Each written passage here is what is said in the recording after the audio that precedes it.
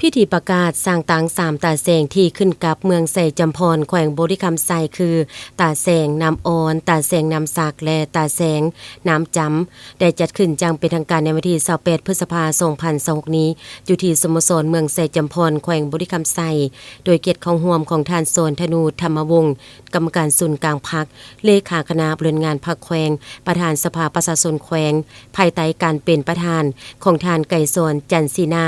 กรรมการพรรคแขวงเลขาพรรคเมืองไสจำพรประธานสภาประชาชนเมืองมีบรรดาคณะสีนำคันแขวงคันเมืองแขกดึกเซินจากแผนกการออมข้างแขวงห้องการออมข้างเมืองตลอดฮอดต่างหน้าอำนาจการปกครองบ้านภายในเมืองไสจำพรเข้าร่วมในพิธีได้รับชมการแสดงศิลปวรรณคดีจากน้องนักเรียนโรงเรียนแห่งต่างๆและสหพันธ์ของบ้านภายในเมืองจากนั้นท่านซอยมณีจันเนียงปาวห้องเลขาพรรคเมืองประธานคณะกรรมการปกครองเมืองไสจำพรได้ผ่านบริงานโยการกะเกียมการสร้างตังสามตาแสงที่ขึ้นกับเมืองไสจำพรแขวงบริคำไซซึ่งแม่นเป็นเมืองสุดท้ายและเป็นเมืองที่7ของแขวงบริคำไซได้รับการสร้างตังขึ้นตามดำรัสฉบับเลขที่125ทับนโยลงมาที่11พฤษภาคม2009มีนาทีทั้งหมด2,6,500 เฮกตาร์ห่างจากเทศบาลแขวง300 กว่ากิโลเมตรเนื้อที่ผู้โดยกวมเอา95ส่วนห้อยประกอบมี4กลุ่มบ้านมี17บ้านมี 2,000 กว่าครอบครัวมีพลเมืองทั้งหมด11,600 กว่าคนหญิง 5,700 กว่าคนประกอบมีเกาส่วนเผ่าที่มีฮิตของประเพณีวัฒนธรรมอดีงามมาแต่โดนนานและอยู่ร่วมกันโดยสันติภายใต้การนำพาของพรรคเป็นเมืองที่มีสายแดนติดกับสาธารณรัฐสังคมนิยมเวียดนามและเมืองเวียงทองเมืองคำเกิดซึ่งเป็นเงื่อนไขสะดวกให้แก่การคมนาคมขนส่งเป็นอย่างดีภายใต้การสีนำพาของคณะบริหารงานพรรคเมืองไสจำพรเห็นให้เศรษฐกิจของเมืองมีการขยายตัวอย่างต่อเนื่องเอาใจใส่ปกปักรักษาและสร้างสรรค์พัฒนาเมืองไสจำพรให้ดีขึ้นเป็นก้าวๆเพิ่มทวีศึกษาพรมการเมืองแนวคิดให้แก่พนักงานสมาชิกพรรคประชาชนระดับเผ่าทั่วเมืองให้รับรู้และเข้าใจต่อแนวทางนโยบายของพรรคระเบียบกฎหมายของรัฐและเป็นเจ้าการพัฒนาเศรษฐกิจกลุ่มตนเองบ้านน้ำอ่อนตั้งอยู่เทศบาลเมืองมี6บ้านมี882ครอบครัวมีพลเมือง 4,900 กว่าคนหญิง 2,400 กว่าคนมี3ชนเผ่าใหญ่ที่ดำรงชีวิตอยู่ร่วมกันตาแสงน้ำซักห่างจากเทศบาลเมืองประมาณ24กิโลเมตรประกอบมี7บ้านมี864ครอบครัวมีพลเมือง 4,600 กว่าคนหญิง 2,400 กว่าคนมี4ชนเผ่าตาแสงน้ำจำห่างจากเทศบาลเมืองประมาณ46กิโลเมตรประกอบมี4บ้านมี350ครอบครัวมีพลเมือง 2,000 กว่าคนหญิง948คนมี3ชนเผ่าใหญ่ดำรงชีวิตอยู่ร่วมกันพร้อมนี้อย่างใดบ่งตัวแต่งตั้งคณะบริหารงานพรรคทั้ง3ตาแสงคือบ่งตัวแต่งตั้งสหายสีไข่สินนุสรเป็นเลขาคณะบริหารงานพรรคตาแสงน้ำอ้อนสหายบุญคำใส่เจียดถุงมือเป็นเลขาคณะบริหารงานพรรคตาแสงน้ำสักสหายกรศรีจุมลีวงศ์เป็นเลขาคณะบริหารงานพรรคหากฐานตาแสงน้ำจำมอบมติว่าด้วยการสร้างตังคณะพรรคทั้ง3ตาแสงโดยแม่นทานโซนธนูธรรมวงศ์เลขาคณะบริหารงานพรรคแขวงประธานสภาประชาชนแขวงและข้อตกลงโดยแม่นทานสมใจคุณพไสห้องประธานคณะกรรมการปกครองแขวง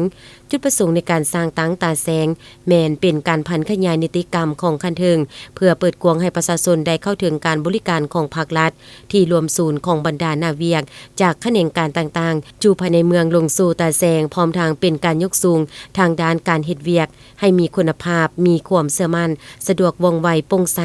ยุติธรรมรับประกันขอบเขตพื้นที่ได้รับการพัฒนาพื้นฐานของล่างให้ดีขึ้นในการจะตั้งปฏิบัติบรรดาคาดหมายที่วางไว้ให้ได้ดียิ่งขึ้นในต่อหน้าโอกาสนี้ท่านสนธนูธรรมวงศ์เลขาคณะบริหารงานพรรคแขวงประธานสภาประชาชนแขวงยังได้ให้เกียรติอบรมและทิศนำต่อพิธีซึ่งท่านได้เน้นหนักให้สืบโตปรับปรุงบูรณะระบอบประชาธิปไตยประชาชนให้มีความหนักแน่นเข้มแข็งถือเอาการบริหารการบริการของรัฐลงไป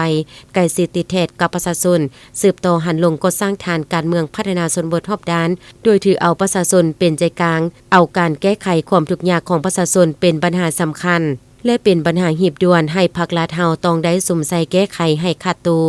เพื่อนำพาประชาชนจะตั้งปฏิบัติแผนพัฒนาเศรษฐกิจสังคมของรัฐบาลแขวงและของเมือง ทางเฮ็ดหน้าที่เป็นขัวโตระหว่างประชาชนและองค์การปกครองเมืององค์การปกครองแขวงเพื่อรับประกันการแก้ไขปัญหาของพ่อแม่ประชาชนให้ทันเวลาและสภาพการประกาศสร้างตั้ง3ตะแสงครั้งนี้ถือว่าแม่นการปฏิบัติตามทิศปรับปรุงกงจักรการปกครองขันท้องถิ่นให้มีความเข้มแข็งโดยอิงใส่กฎหมายว่าโดยการปกครองท้องถิ่นฉบับปรับปรุงเลขที่78สภาแห่งชาติลงวันที่20มีนา2025และนิติกรรมเลขที่04ของห้องว่าการศูนย์การพักว่าโดยการสร้างตะแสงในขอบเขตทั่วประเทศและขอกำหนดฉบับเลขที่02ของคณะเลขาธิการศูนย์การพักว่าโดยการจัดตั้งการเคลื่อนไหวขององค์คณะพักตะแสงซึ่งเป็นบอนอิงพื้นฐานในการสร้างตั้งระบบนำค่าของพรรคลงสู่หากฐานบริหารรัฐขั้นต่ำสุดให้มันหนักแน่นเข้มแข็งในนามทางคณะประจำพรรคแขวงองค์การปกครองแขวงและในนามส่วนตัวข้าพเจ้าขอแสดงความย่อสุ่มเสยอย่างจริงใจต่อคณะพรรคองค์การปกครองเมืองสยามพรและการจัดตั้งทุกภาคส่วนตลอดหอดพ่อแม่พี่น้องที่ได้เข้าร่วมและร่วมแรงร่วมใจกันผ่านพาทุกสิ่งที่มีความยุ่งยากสิ่งท้าทายจนสามารถประกาศสร้างตั้ง3ตะแสงได้ขึ้นอย่างเป็นทางการในมื้อนี้จากสั้นอีกตัวหนึ่งต่างหน้าให้บรรดาสหายอยู่ในคณะประจำพรรคแขวงต่างหน้าให้บรรดาสหายอยู่ในกำลังป้องกันชาติป้องกันกำลังประกอบอาวุธตลอดหอดสมาชิกพรรคพนักงานพ่อแม่ประชาชนบรรดาเผ่าชาวแขวงบริคำไส้ก็ขอแสดงความสมเสยและขอแสดงความตบมือสมเสยอย่างสุดอกสุดใจพร้อมนี้ในพิธียังได้มอบพาหนะอุปกรณ์หับไซเงินสุกยูให้กับ3ตาแสงและตัดเทพผ้าลานคง9 บาทเปิดปลายเพื่อเป็นสัญลักษณ์ให้แก่การประกาศสร้างตั้ง3ตาแสงของเมืองไซจำพรในครั้งนี้อย่างเป็นทางการ